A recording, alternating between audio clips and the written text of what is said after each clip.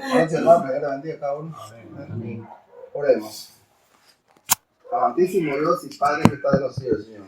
En esta hora, Señor, estamos acá, este grupo de tus hijos, Señor, en el hogar de nuestra hermana Marta, Señor. Que hoy se han abierto las puertas de su hogar, Señor, para que tu palabra, Señor, sea expuesta, Señor, por medio, Señor, de nuestro hermano Teodoro, Señor. Bendice, Señor, a cada uno de los presentes, a cada uno de los niños, jóvenes que estamos acá reunidos, Señor. Que hemos venido, Señor, con un corazón dispuesto a alabarte y glorificar tu santo y bendito nombre. Bendice, Señor, también a nuestra hermana, Señor, que hoy no está con nosotros. Tú sabes el motivo, Padre Santo, porque hoy no está reunida acá con nosotros, Señor. Bendice y guarda de una manera muy especial, Señor, allá donde se encuentra, Padre Santo. Y a cada uno de nuestros hermanos también que están en su hogar, que están realizando su trabajo, Señor, que Dios pidiendo que lo bendiga y su guarda, Padre Santo. Bendice, Señor, a nuestro hermano que hoy va a dirigir la palabra, Señor, y a los que hoy estamos dirigiendo los cantos, Señor. Bendice. Muchas gracias por todo esto, Señor.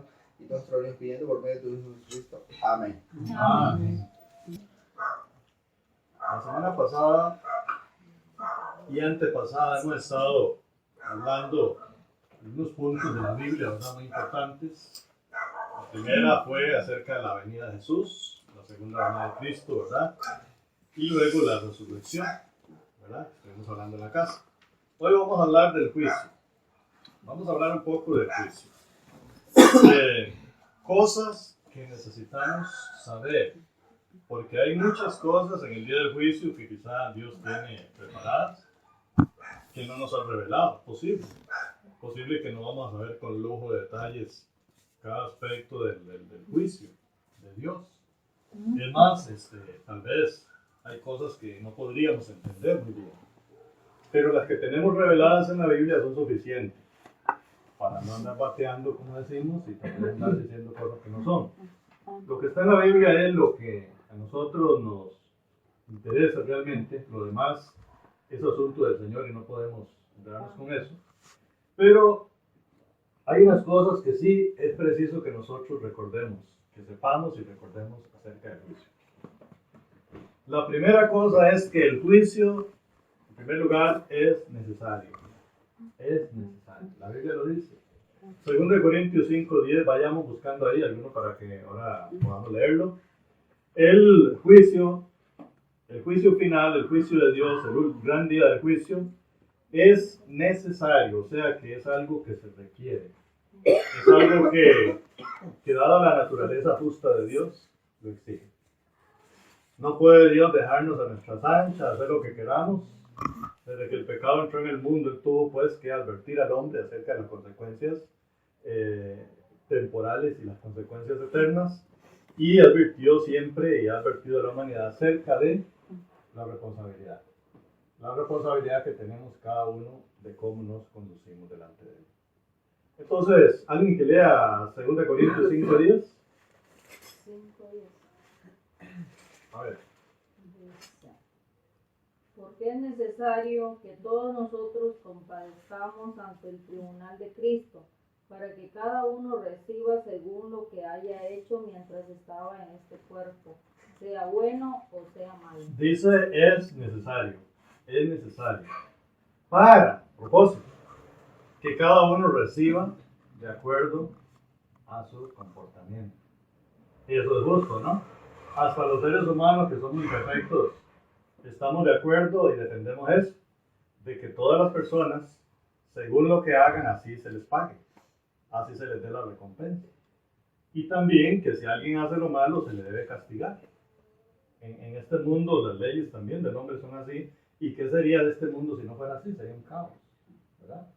Entonces Dios también tiene preparado, y Él es el que inspira todas estas grandes verdades, tiene preparado un día. Es necesario que todos comparezcamos, o sea, que estemos en ese día, frente al juez, para que Él nos dé según lo que merecen nuestros hechos. Ese juicio es necesario, es parte de la gran sabiduría y la personalidad de Dios. Es justo, es algo necesario, es algo bueno, es algo que no se puede evitar, o sea, no se puede hacer a un lado. Entonces, es algo necesario. Lo acabamos de leer porque es necesario, ¿verdad? De todos, esa es la otra parte. Pero vamos a ir con esta que dice, porque está establecido. O sea, cosas que necesitamos saber acerca del juicio final es, primero, es necesario. Segundo, que ya es algo establecido. Hebreos 9:27. Mientras alguno ahí abre Hebreos 9:27, capítulo 9, versículo 27, nos damos cuenta de que es algo que ya está decidido. O sea, es algo que está en los planes de Dios, está en los propósitos de Dios. 27. Sí, y se va a cumplir. Algo que está establecido es algo que está firme. Es algo que está firme, como una columna que está bien puesta en el suelo, bien enterrada. Está establecido algo. ¿Qué está establecido según Hebreos 9:27? Y de la manera que está establecido para los hombres que muera una sola vez y después de esto el juicio. Muy bien. Así como se establece que cada ser humano en este mundo muere, también está establecido que habrá un juicio. Es tan seguro como la muerte, el juicio de Dios. Entonces, ya está establecido. ¿Por quién? Por Dios. Alguien que busque Hechos 17:31. Para que veamos que esa no es algo que se inventa. Hechos 17:31. No es algo que se ha inventado, sino que ya está establecido por el mismo Creador. El Creador del universo, el Salvador, Dios mismo, nuestro Señor, ha establecido algo. Hechos 17:31, ¿sí? Por cuanto ha establecido un día en el cual juzgará al mundo con justicia, por aquel varón a quien designó, dando fe a todos con haberle levantado de los muertos. Dice que ha establecido un día. ¿Quién? Dios. No es el hombre, es Dios mismo, que ha establecido un día en el cual habrá un juicio. O sea que es algo establecido y que debemos respetar y que debemos saber que nos dirigimos hacia eso, que vamos hacia eso, que vamos a ser juzgados, que vamos a comparecer, que vamos a dar cuenta de nuestros hechos. Quiere decir esto que si es necesario y está establecido por el mismo Dios, que nadie podrá evadirlo. No hay nadie, ni habrá nadie jamás, ni los que han muerto, ni los que vivimos, ni los que han de nacer en el futuro, que pueda evadir ese juicio. Es necesario, dice, que todos. Y en Mateo capítulo 25, alguien más que por favor me lea versículos 31 al 33. Nadie puede evadir ese día, estar frente al juez para recibir el veredicto de salvo o condenado. Mateo 25, 31 al 33. Lo escuchamos, ¿sí? ¿Alguien lo tiene? Sí. Cuando el Hijo del Hombre venga en su gloria, todos los santos ángeles con él, entonces se sentará en su trono de gloria, y serán reunidas delante de él todas las naciones, y apartará los unos de los otros, como aparta el pastor las ovejas de los cabritos, y pondrá las ovejas a su derecha y a los cabritos a su izquierda. Muy bien. O sea, dice que serán reunidas delante de él, ¿quiénes? Unas naciones, unos pueblos, todas las naciones, toda la humanidad, digamos así, toda la humanidad van a estar reunidas en ese día frente al juez. Entonces es algo que nadie va a poder evadir, es algo que está establecido, y además de eso, recordemos que se va a recibir en ese día un veredicto que está basado en ¿qué? En las acciones que cada uno haya realizado en esta vida presente. Un veredicto que se va a dictar, que va a ser inapelable. No es un veredicto como aquí en la tierra que dice culpable fulano y usted pone un amparo o una apelación y ya entonces se demora, ya la condena y ya vienen revisiones de si se equivocaron los jueces o qué hubo, qué no hubo, o los testigos, alguna cosa revisan y entonces lo apelan y puede cambiar el veredicto. Pero el veredicto que se va a dictar ese día es inapelable, es claro, directo y firme, de una vez. No hay marcha atrás, no hay cambios, porque Dios, quien va a ser el juez, es omnisciente, totalmente sabe todas las cosas. A él nadie tiene que llegar y no va a ocupar testigos tampoco. Nadie va a tener que llegar a decirle o a condicionarlo, porque Él va a juzgar con justo juicio. Entonces, es importante esto, que ese veredicto será inapelable. Si alguien puede leer, bueno, Mateo 25, 41, que está ahí cerquita, el versículo 41 es el mismo Mateo. ¿Sí? Entonces dirá también a los de la izquierda: apartaos de mí, malditos, al fuego eterno, preparado para el diablo y sus ángeles. Cuando Él dé el veredicto, será firme. De una vez se va a ejecutar la sentencia. Sin demoras, de una vez, cada uno a su lugar. Estas son cosas que necesitamos saber acerca del juicio final. Hay algo muy importante y es también la siguiente, que cada uno dará cuenta de qué y de quién. Dará cuenta de sí mismo. Quiere decir que nadie se le va a responsabilizar o eximir por el pecado de los demás. ¿Qué queremos decir con esto? Que cada persona es responsable por sí mismo y tendrá que presentar su propia cuenta. Y no habrá excusa en decir, es que me engañaron, es que me hicieron esto, es que la gente tuvo la culpa, es que mis padres, es que no, nada de eso.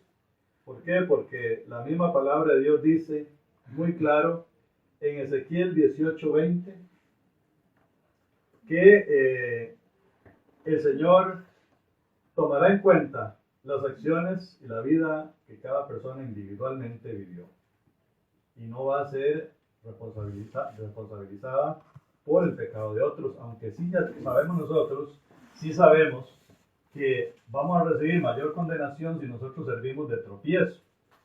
O sea, con más razón vamos a ser perdidos si servimos de tropiezo. Pero el que tropezó no está exento tampoco. ¿Por qué? Porque esa persona que tropezó con una acción mala nuestra puede levantarse si quiere, puede hacer uso de su libre albedrío y puede seguir al Señor fielmente, ¿verdad? Y Dios lo recibe. Y puede cambiar y puede mejorar su vida. Y entonces también va a ser responsable. Nadie va a estar exento. Dijimos Ezequiel 18:20. Amén. Sí. Dice, el alma que pecare, esa morirá. El hijo no llevará el pecado del padre, ni el padre llevará el pecado del hijo. La justicia del justo será sobre él, y la impiedad del impío será sobre él. Así es.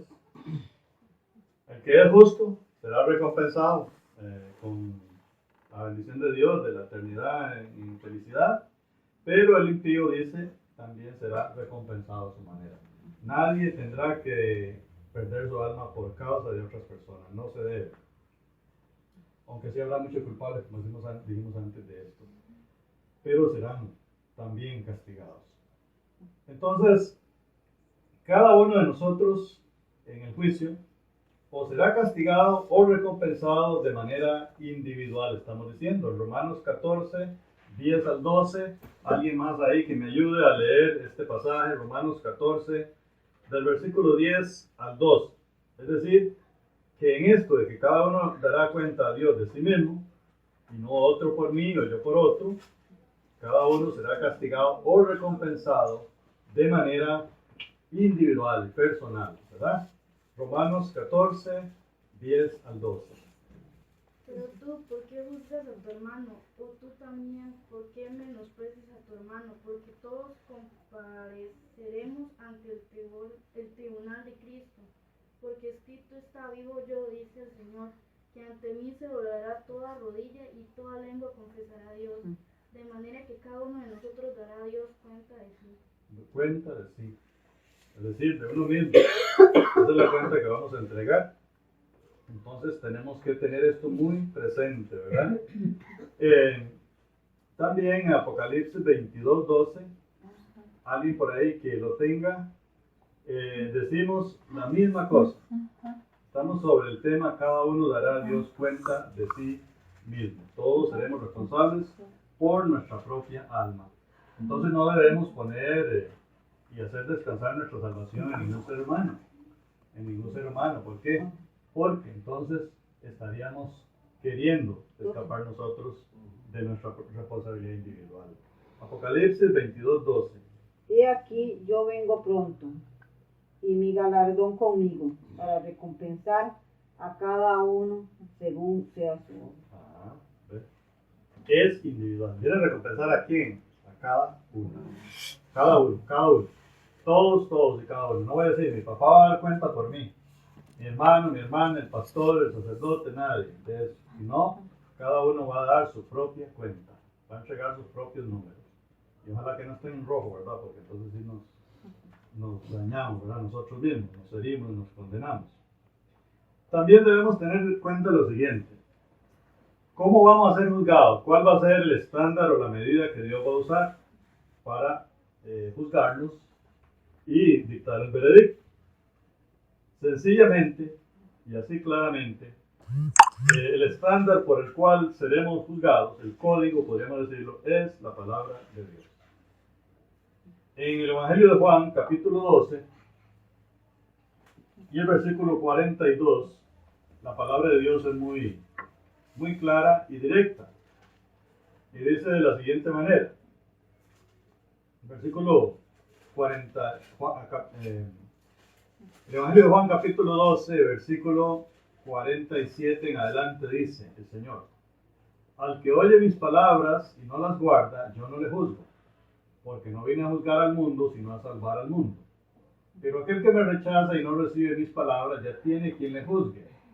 La palabra que he hablado, ella le juzgará en el día postrero, porque yo no he hablado por mi propia cuenta. El Padre que me envió, el que me dio mandamiento de lo que he de decir y lo que he de hablar, es el que va entonces a esa palabra a juzgar a cada uno. Eso será la medida, y gracias a Dios que nosotros tenemos la palabra de Dios en nuestras casas, hemos aprendido, la estamos escudriñando cada vez que nos reunimos, porque ella va a ser el libro que Dios va a usar para dictar sentencia. Es decir, si hemos procurado siempre con todo el corazón cumplir lo que ahí está, entonces podemos tener la bendición de salir adelante en el día del juicio. La palabra de Dios será la medida, no va a ser la opinión de los hombres, ni lo que mi papá creía o mamá, no va a ser lo que la gente diga, no va a ser lo que los eruditos, los teólogos piensen, sino la palabra de Dios. Esa va a ser la medida que Dios va a usar.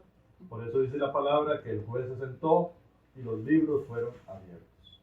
Nuestra vida va a ser comparada con la mandamientos del Señor Jesucristo y con los escritos de los apóstoles que se encuentran en el Nuevo Testamento, que es la ley del Señor Jesucristo, en la cual va a ser usada para juzgarnos. Las palabras de Jesús y las palabras de los apóstoles que fueron inspirados por el Espíritu Santo. Esa palabra verdadera que dice que la palabra del Señor permanece para siempre. Y avanzando en el tema, se dice también, o podemos decir, que ese va a ser un juicio totalmente veraz y justo. No va a ser un juicio equivocado, ni va a ser un juicio injusto, ni va a ser un juicio erróneo, ¿verdad? Sino que va a ser un juicio totalmente veraz. Y allí en ese juicio, dice 1 Corintios 4:5, en Romanos 2:16, vamos a leer estos dos textos de la Biblia, porque va a ser un juicio muy directo, muy claro, duro, fuerte, ¿verdad? Y va a ser tomadas muchas cosas en cuenta. 1 Corintios 4:5. Así que no juzguéis nada antes de tiempo, hasta que venga el Señor, el cual aclarará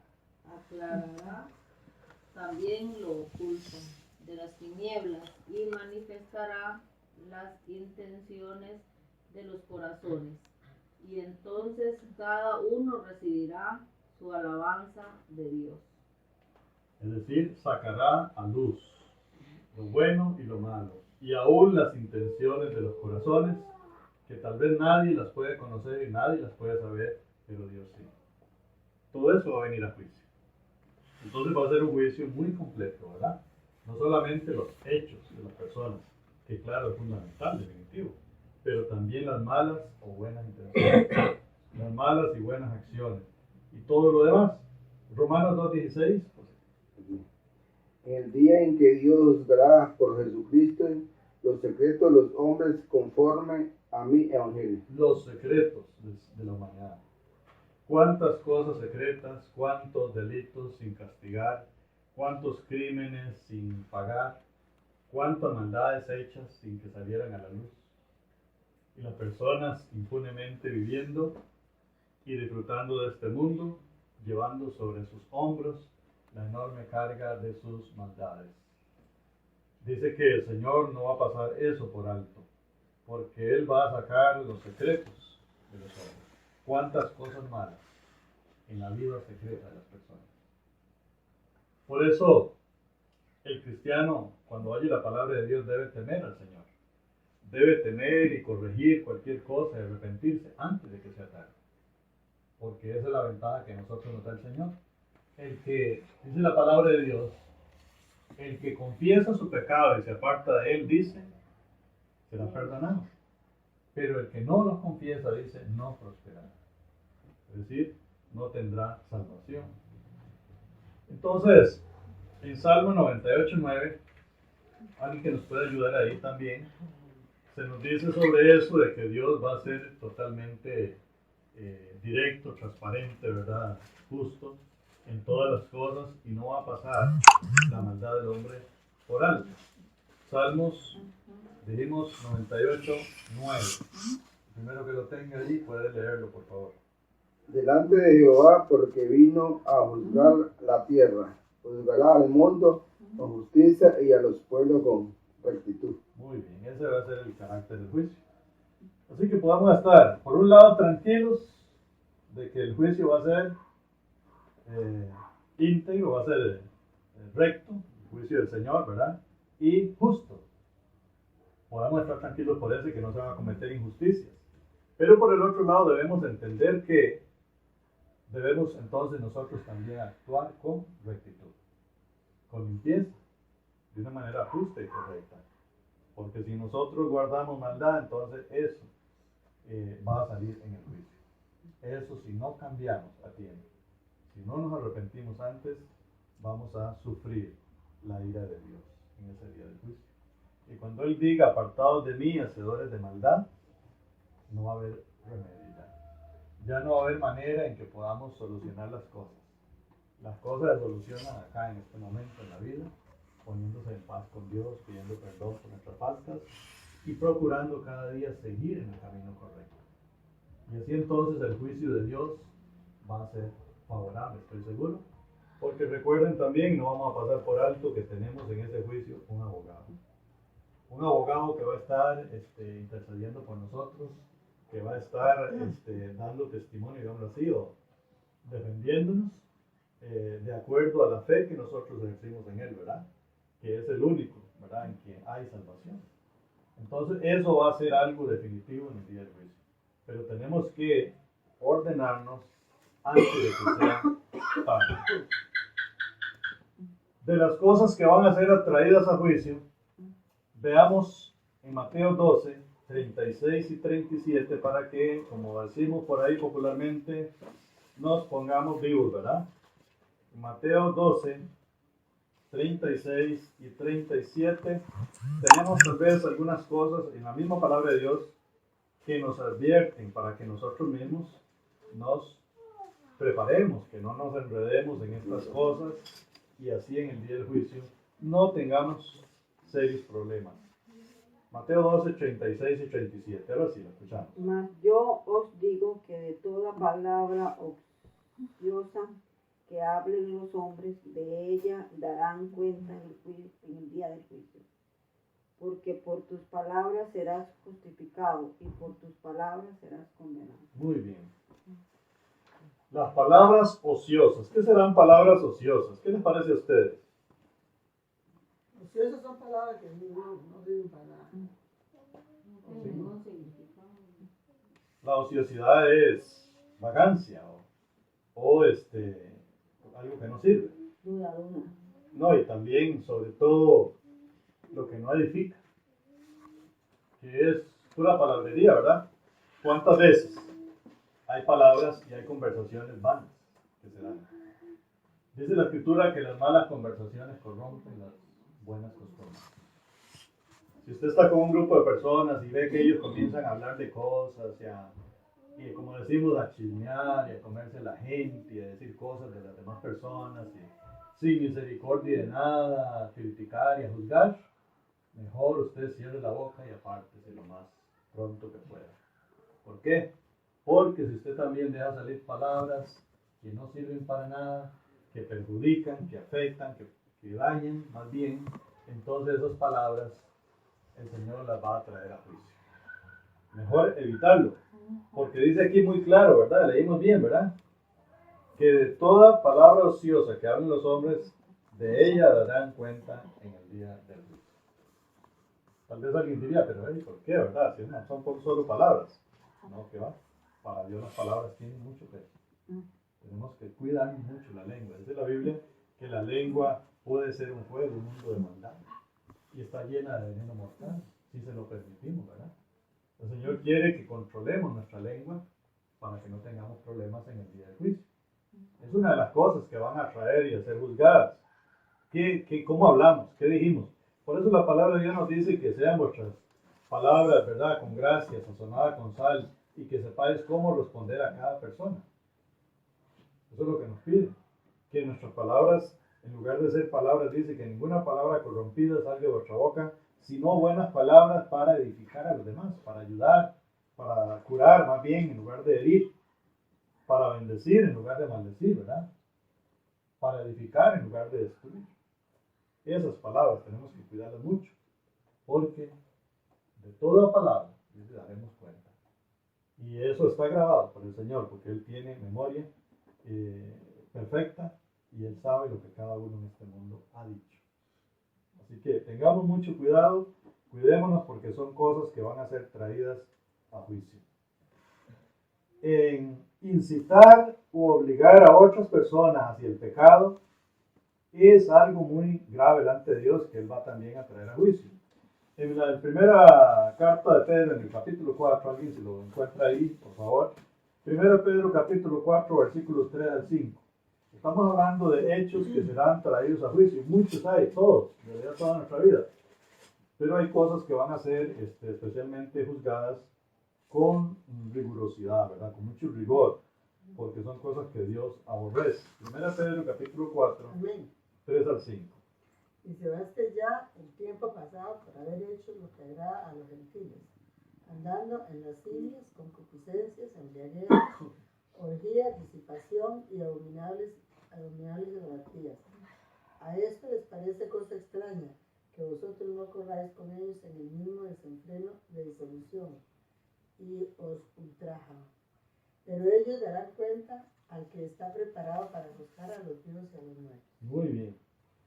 Esas personas que dicen que tratan de que otros corran con ellos en el mismo desenfreno, que invitan, vamos a tomarnos unos tragos, vamos a bailar, vamos allá a las casas de prostitución, que vamos aquí, que hagamos esto, que hagamos el otro, que vamos a robar, que vamos a perjudicar a la gente, que se asocian para delinquir, para cometer maldades, y arrastrando con ellos a otros, dice que ellos darán cuenta al que está preparado para juzgar a los vivos y a los muertos. Pero como dijimos antes, debemos entender que el que es arrastrado tampoco está justificado. Tampoco vamos a decir que es culpa de ellos, que lo jalaron, que me llamaron, que me obligaron a tomar o a ir a tal lugar. No, cada uno. Pero estas personas de una manera especial dice, van a dar cuenta también por lo que hicieron, de arrastrar con ellos a otros hacia la maldad. Es algo que Dios no quiere de ninguna manera. Por eso dice la Biblia que cualquiera que haga tropezar a uno de estos mis hijitos más pequeñitos, sería mejor que se atara una piedra de molino en el cuello y se arrojara al mar. Esto es lo que hacen tropezar a otros. Tenemos que tener mucho cuidado de que nuestras palabras y acciones no dañen ni perjudiquen a las personas que son tiernas en la fe, que están empezando y que a veces con una conversación ya se apachurran, ¿verdad? Ya se quieren alejar de Dios. O también incluso a las personitas pequeñas, como son los niños, los adolescentes, los más jovencitos, que hay personas mayores que les destruyen su fe desde tempranas edades. Eso es algo grave, van a tener que dar cuenta, ¿verdad? Por eso. al que está preparado, dice, van a tener que dar cuenta al que está preparado para juzgar a los vivos y a los muertos, es decir, a todos los en aquel día, porque Él nos va a resucitar primero, ¿verdad? Segundo Tesalonicenses 1, 6 a 7. Es otra de las cosas que el Señor totalmente reprueba y que serán traídos a juicio estos hechos, como es la oposición y la persecución, el tratar de impedir o causar daño a aquellos que procuran llevar el mensaje de buenas nuevas a otros. Segunda Tesalonicenses 1, 6 y 7. Hechos que serán traídos a juicio. ¿Quién lo tiene? Porque el justo delante de Dios Es justo. Ajá. sí, delante de Dios, pagar con tribulación a los que os atribulan, y a vosotros que sois atribulados, daros reposo con nosotros cuando se manifieste el Señor Jesús desde el cielo con los ángeles de su poder. Muy bien. Es justo delante de Dios en aquel día pagar con tribulación a los que os atribulan. Nosotros sabemos que los cristianos en los primeros tiempos de la fe cristiana, muchos fueron perseguidos, encarcelados y matados, ¿verdad? Dice que Dios le va a pagar a ellos con tribulación. Pero ¿qué tribulación va a ser, verdad? La eternidad en el infierno. Porque dice que Él viene en llama de fuego para dar el pago a aquellos que han causado tribulación y se han opuesto al mensaje del Evangelio a través de la persecución, a través de perjudicar a los que llevan el mensaje. Ellos sufrieron todo eso, pero ya pasó el sufrimiento. Pero ellos que causaron esos sufrimientos, no va a pasar el sufrimiento. Ellos van a estar siempre sufriendo. Esto es grave delante de Dios, ¿verdad? Quienes persiguieron a sus hijos, que trataban de compartir con otros la fe. Algo también que vendrá a juicio será la terquedad de corazón, la rebeldía. En Romanos capítulo 2, versículo 5, nos dice ahí la palabra de Dios que hay otra cosa que también va a ser traída a juicio. Son cosas que hemos oído muchas veces, pero de manera especial debemos recordar que todo esto va a invocar el juicio sobre ellos. Romanos 2, 5. Ojalá que nosotros no estemos en esa lista. ¿Lo tiene alguien? Amén. Sí, lea.